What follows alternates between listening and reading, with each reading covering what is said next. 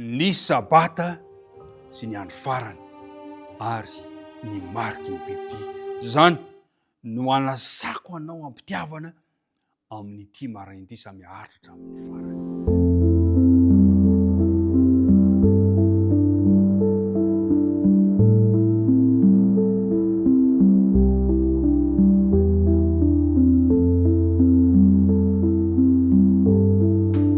Andeha ifahofatana isika tafahona soa tsara amin'izao maraina izao, izany no araba atolotra antsika tsirairay avy miaraka amin'ny firarian-tsoa rehetra, ny fiadanan'ny tompo, ny fahasoavana ny ho anao sy ny ankohonanao. Tafahoana misaotra anao indray amin'izao fiarahana mahafinaritra izao. Ankehitriny ary dia toy ny mahazatra dia anondrika ny lohantsika isika ndao hivavaka angataka ny fitantanan'Andriamanitra. Andriamanitra rainay eo, misaotra anao zahay noho ny amin'ny fitiavanao anay sy ny fitantananao anay tsirairay avy. Tafahoana izay ankehitriny hianatra ny teninao, tomoera tompo aty-amponay amin'ny alalan'ny fanena masina noho ny amin'ny anara Jesosy. Amen. Hitahy ianao aneny tompo io mpandiniana izao dinidinika izao. Ry mpiara-midinika namana isany, rehefa nandeha ny taona ka tsy mbola niseho ireo tranga maro samihafa ny amin'ny fametrahana na mariky ny bibidia, dia maro ny olona nanomboka ny salasala. Eny naneho ny tsy finoana aza mikasika ny fahamarinan'Andriamanitra ny amin'izay toe-javatra tranga amin'ny andro farany. Any ka din'ny olona ny tena fahamarinana. Mazava ny voalaza ny bokin'ny Apokalipsy araka ny dinidingany fanaovantsika fa na isika mivavaka amin'Andriamanitra mpahary antsika ilay mpanao ny lanitra sy ny tany, na isika ekoaka amin'ny bibidia sy ny sariny. Ary satria fiankofana moa no resahana, dia fantatsika tsara fa Andriamanitra dia nametraka tsara famantarana ho amin'ny fiankofana azy. Zao no voalazany ao amin'ny Ezekela 20 ka ny 1:12. Ary nomeko azy koa ny sabatako ho famantarana ho amiko sy ho aminy, mba ho fantany fa izao Jehova no manamasina azy. Andriamanitra dia nametraka famantarana fototra amin'ny maha-Andriamanitra mpahary azy. Ary io famantarana io no tian'Andriamanitra hiankofana apetraka ho lara-pamehana amin'ny fiankofana aminy. Ozy hoe nomeko azy koa ny sabatako. Ny sabata izany no nomen'Andriamanitra famantarana manokana amin'ny maha-Andriamanitra mpahary azy. Ary io sabata io dia zao lazainy amin'ny 20, ary manana masina ny sabatako mba ho famantarana ho amiko sy ho aminareo, ka dia ho fantatrareo fa izao no Jehova Andriamanitrareo. Efa hatrany amin'ny sahiaidena, hatrany amin'ny famoronana, ny efa napetraka Andriamanitra izany famantarana izany, Genesis 2 ka ny 1:1-3. Ary hitantsika tsara fa ny fanohatra amin'izany no ezaka ataon'ny Satana mampiditra loha hevitra hifanololana amin'ny resaka fiankofana amin'ilay mpahary Satana. Ary tsy kisendrasendra raha toa ka ny fahefan'ny bibidia, fantatsika tsara ilay hoe bibidia ny resantsika, fanjakana. Hitantsika le fahitana mpaminany Daniela amin'ny Daniela 2, Daniela 2:7, miresaka ny amin'ny bibidia. Le bibidia ireo dia fanjakana. Zao ny voalaza amin'ny Daniela 2:7 ka ny 7:10, dia zao ny voalaza hoe ireo biby efatra lehibe ireo, zany hoe ireo bibidia efatra ireo, dia mpanjaka efatra izay hitsangana avy amin'ny tany. Amin'ny dikateny hafa ary moa izy dia lazany mihitsy manao hoe ireo dia manohitra an'Andriamanitra.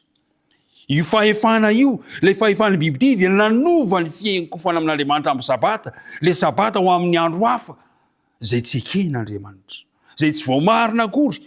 Ara-Baiboly izany rehetrarehetra izany. Averina indray mpiara-midinika namana fa mazava ny tenin'Andriamanitra, asain'Andriamanitra miverina eo amin'ilay famantarana aminy sy amintsika izy, dia ny fiankofantsika ny amin'ny sabata izany. Tsy avelan'Andriamanitra ekoaka n'ilay mariky ny bibidia sy ny sariny izao sy anao.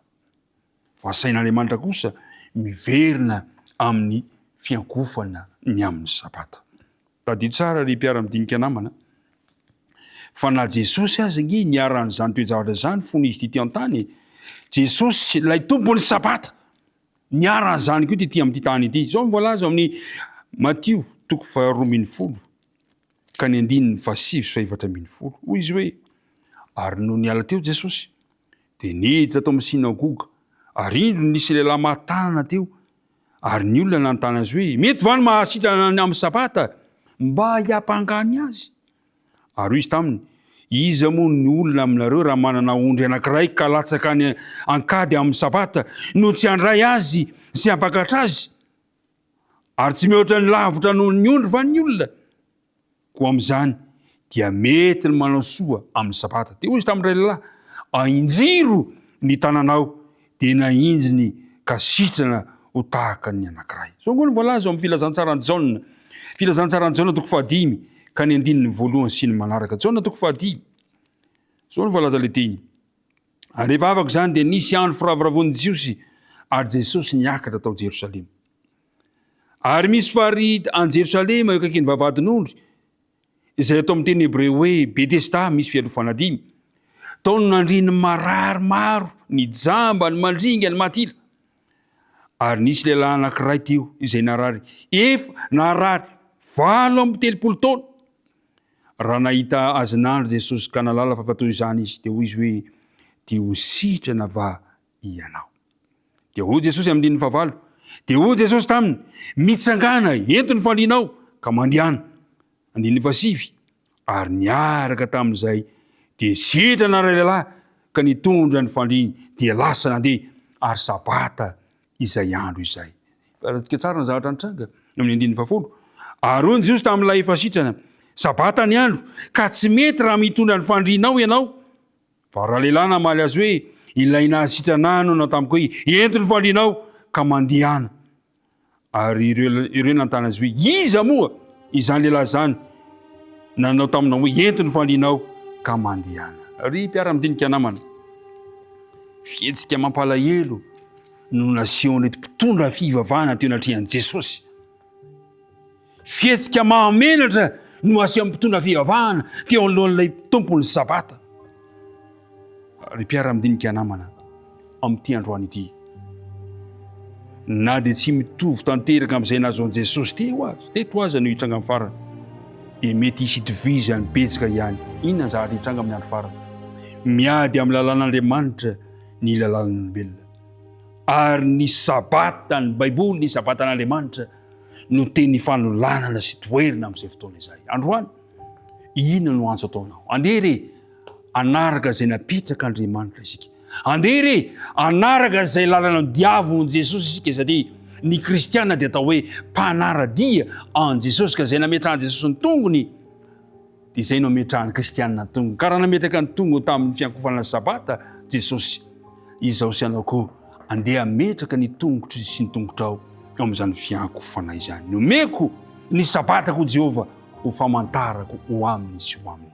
Iriko dia izao, ho fantatr'Andriamanitra ianao manomboka androany, satria niditra amin'izany fitsaharan'ny sabata izany. Andeha hivavaka isika ankehitriny.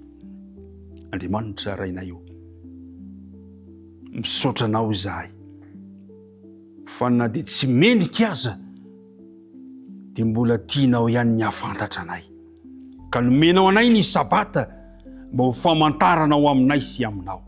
Nomenao anay ny sabata mba hitsaharanay sy hankofana, ary mba hafantaranay hanomezanay pirofo fa ianao ny mpamorona sy mpahary anay.